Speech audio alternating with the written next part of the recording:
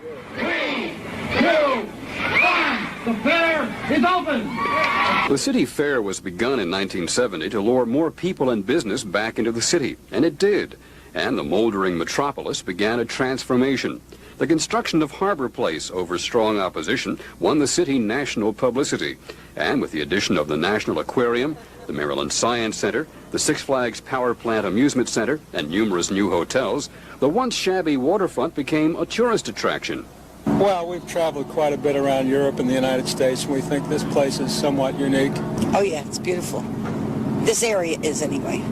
And more people are moving into the city. Some real estate firms lead caravans of prospective home buyers through changing neighborhoods. The refurbishing of old rundown houses has changed former slums into trendy and expensive townhouses. Some on fixed incomes face steadily rising property taxes and other problems. You miss the old neighbors, because like I said, I've been around here for 24 years.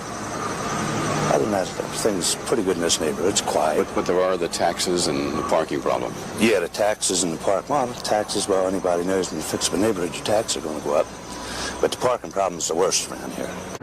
We've seen a lot of dramatic changes in the Baltimore City shoreline in recent years, and this weekend we'll see another one. At the Harbor Expo, the city will premiere its newest waterfront attraction, Middle Branch Park.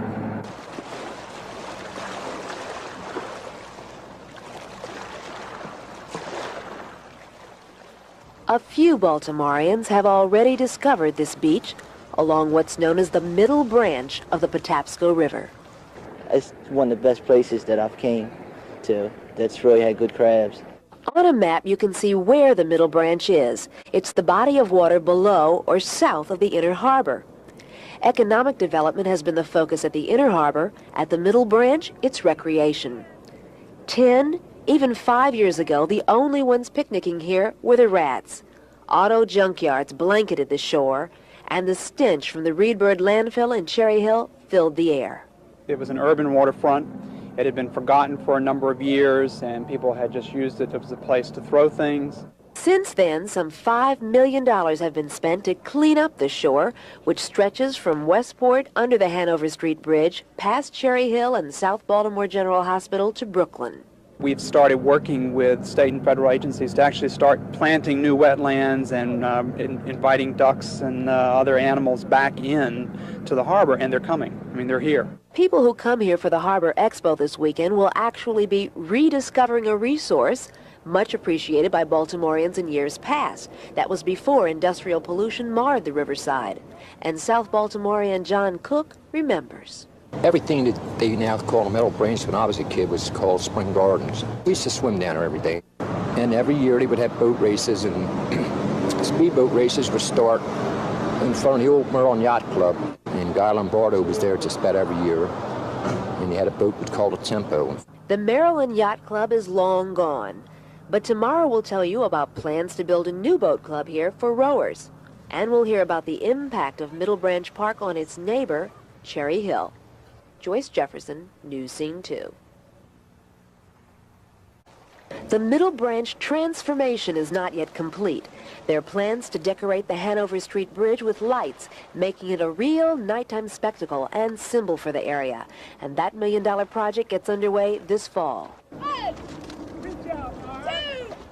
By this time next year, the Baltimore Rowing Club will have a $3 million clubhouse here. It will be financed by the city, and in exchange, the club will run rowing programs for city school students. Rowing club members say there's a nationwide revival of the once elitist sport, that it's now appealing to a broader public. Now people like myself, who used to be runners, have gone to rowing because it's a lot easier on the body, and it's more fun to get away from the traffic and row out here in the sun and the water. This area has become so attractive that Cherry Hill residents are worried speculators might come in, pushing prices up, pricing out the people who already live here. But city officials say they have nothing to fear. Over the past 256 years, you've come a long way, baby. You're booming, you're beautiful, and today... Did you know it was Baltimore's birthday today? No, I didn't. The birthday that we're celebrating encompasses this whole city. Mayor Schaefer. Close, Baltimore. Baltimore City itself. Yeah. This is Baltimore's birthday. But don't feel bad if you forgot the charming lady on her special day. Even Baltimore's #1 booster blundered. Someone came in today doing one of the ceremonies and said, you know, today's the birthday of the city. I said, no, I didn't. Perhaps we should say it with flowers. How old is she? 256. Extra, extra. Why aren't Baltimoreans reading all about it? You can't somehow call back and ask them to put Happy Birthday Baltimore, revise this edition, stop the presses? I could, but it'd take a little bit of trouble. One chorus of Happy Birthday to Baltimore. You're crazy. Not us. Happy birthday to you. Happy birthday to you. Happy birthday to Baltimore. Baltimore. Oh, you know how to pronounce it. You know, I have You've to... only been here a short time. How about that? Balmer, you're a good man. Happy birthday. Happy birthday to you. Yeah! And many happy returns. Tony Pagnotti, News Scene 2. Chris Bell was beaten on Monday by 10 to 15 students on his way home from school. Now, school officials say that the problem began on Friday when some black students got into a confrontation with 2 white students in front of the school.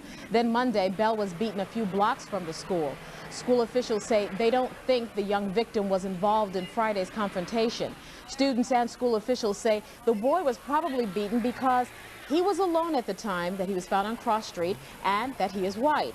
School officials are characterizing this as a racially motivated beating, but they claim there is no racial tension in the school. There's no racial tension here. There was perhaps a racial incident, but there is no racial tension. We've never had a racial problem up here. It's just no matter where you go, there's bad people in any school, and it's not blacks or whites. There's bad people on both sides. 7 students have been arrested and charged with assault with intent to commit murder. More arrests are expected.